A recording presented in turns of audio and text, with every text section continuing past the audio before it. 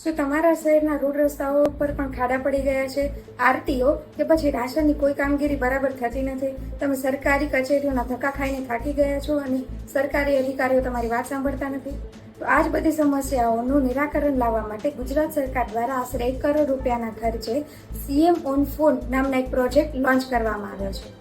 દરેક નાગરિક 24/7 phone, WhatsApp અથવા તો ઈમેલ દ્વારા પોતાની ફરિયાદ છે એ નોંધાવી શકશે અને આ ફરિયાદનું નિરાકરણ છે એ 3 સ્ટેપની અંદર આવશે. પહેલા તમારી ફરિયાદની નોંધણી થશે, પછી આ ફરિયાદને સંબંધિત અધિકારીઓ સાથે વાતચીત કરવામાં આવશે અને ત્યાર પછી આ ફરિયાદનું નિરાકરણ લાવવામાં આવશે. જો થોડા સમયની અંદર જ સમસ્યાનું નિરાકરણ ન આવે તો આ સમસ્યા છે એને ઉપરી અધિકારીને સોંપવામાં આવશે.